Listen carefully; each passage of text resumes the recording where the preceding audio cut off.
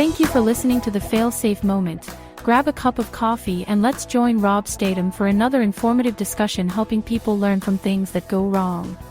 Welcome to another episode of Failsafe Moments. My name is Rob Statham. I'll be your host today. I wanted to talk to you about that part of culture that contributes to things going wrong within an organization. I had a organization call me. They're a manufacturing plant. I'll just leave it at that. I don't want to embarrass anybody or name names, but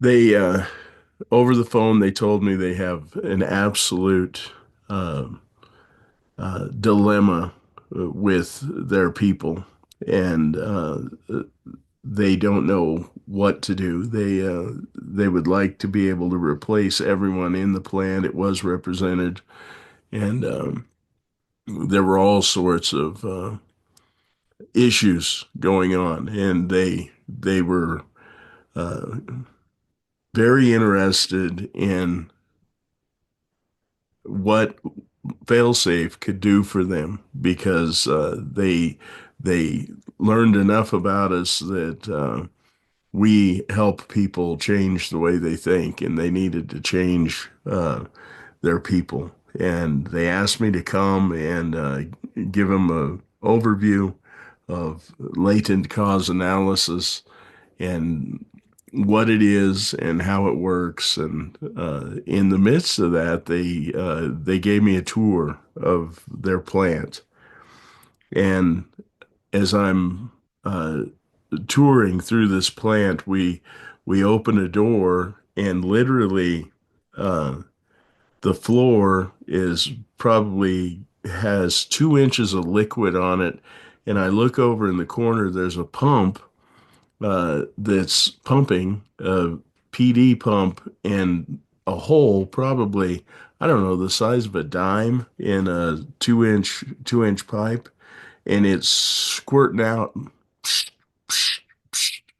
and this floor is just full of I don't know what it is, and I'm hesitant to step in it, and for a myriad of reasons, as you can imagine. And the manager that's giving me the tour, like, looks back at me because he just plunged right through it. Looks back at me and he goes, "It's okay, it's just water." and and we walk through that. Uh, yeah, I had a load of things going through my mind, and one example like that after another occurred. Uh, I'd walk through where they have machines and they're manufacturing and leaking product. This is very, very high dollar product, and leaking pounds and pounds and pounds of product just on the floor. And I asked if that was a problem. They go, "No, that's not that always happens." They were so inundated with problems, what appeared to me to be problems they didn't even think were problems.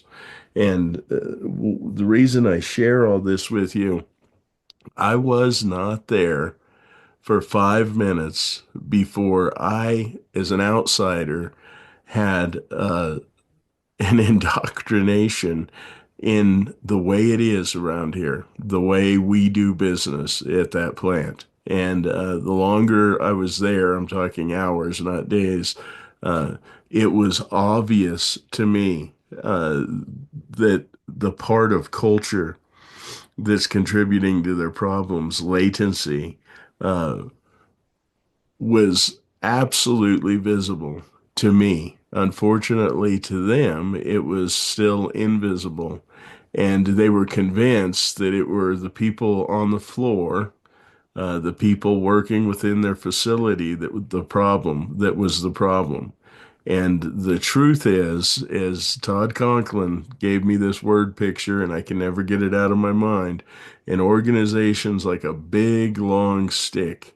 And something usually happens. Of course, it's going to be at the pointy end of the stick. It's going to be out in the plant, almost always. But what we have to realize is everyone within the organization has a hold of that stick. And until we see our part, uh, nothing will change. And that's the deceiving part about latency, that small part of culture that's contributing to our problems. It's hidden and veiled, yet it's powerful. It's alive and active. It affects everything we do to where you can let a hole corrode in a pipe and get bigger and bigger, and you just walk past it because you have too many other things to deal with. Uh, at some point, you have to realize that small unresolved problems are actually what cause big problems. And until we start learning from big problems and addressing small unresolved problems, we'll continue to go around the mulberry bush or be on the merry-go-round or whatever word picture works for you. It will continue to do the same thing. I think of it like a giant game of whack-a-mole.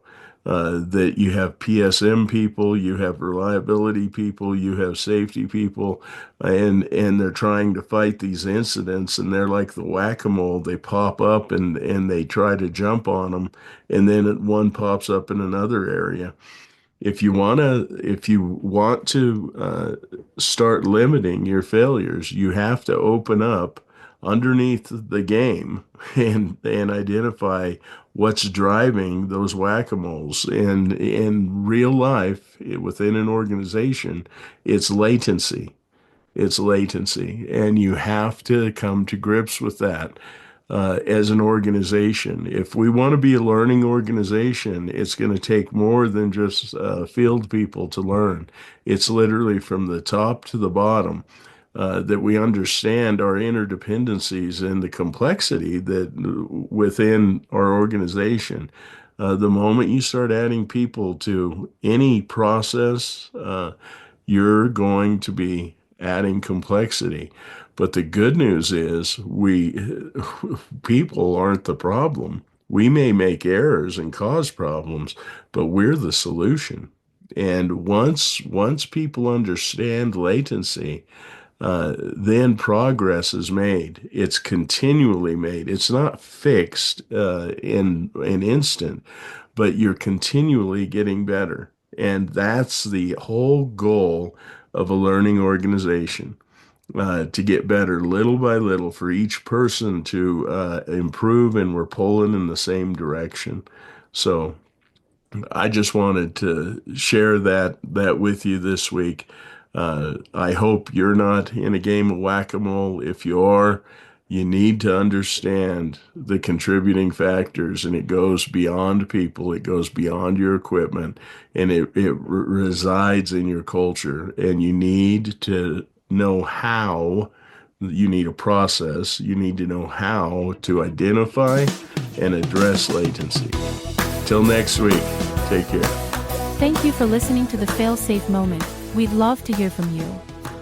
Share your comments and questions below, or contact us through our website, www.failsafe-network.com.